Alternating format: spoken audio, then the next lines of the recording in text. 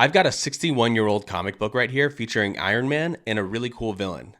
Let's take a look. Okay, what I have here is Tales of Suspense number 56 from 1964. That puts this book in the Silver Age of comics. It's 61 years old, which is really, really cool. The artist was Jack Kirby and the writer was Stan Lee. I absolutely love that creative team. I could just look at Jack Kirby art all day long. If you watch this channel, you already know that, so I'm not going to harp on it too much. But yeah, Jack Kirby is, peak Silver Age artist. So this book in high grade can go for about $360. Now, mine is not worth that much, but it is in pretty good condition. There aren't a lot of defects on here. I think I have a really clean copy, and I was able to get it for a really good price. So I'm really happy with that.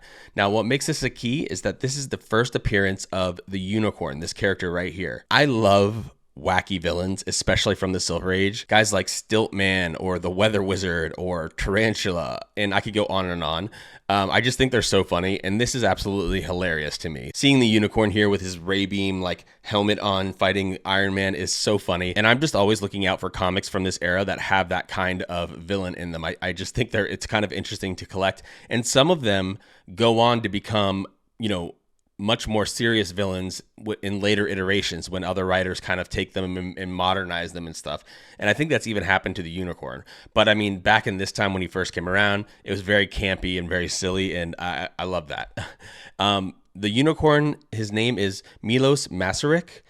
I'm not sure if I'm saying that right, but he was a Soviet intelligence agent assigned to security duty for the private laboratory of inventor Anton Vanko. So I believe we saw Anton Vanko in Iron Man, and that's the same character. So that character is actually the one that developed the helmet and the suit of armor that the Unicorn wears, that gives him his powers and, the ability to shoot the beam out of his head. So the power horn that the Unicorn wears is basically an energy projector that tunes to various frequencies and power levels, including infrared, ultraviolet lasers, microwaves, laser path guided electron and neutron beams, etc. So it can do a bunch of stuff. It can do force blasts, magnetic levitation, force fields, and produce a thermal beam. So anyway, this is just a really cool book. This is before Captain America started sharing the title of Tales of Suspense with Iron Man. Just a few issues later, Captain America would go forward sharing the Tales of Suspense title with Iron Man in every issue.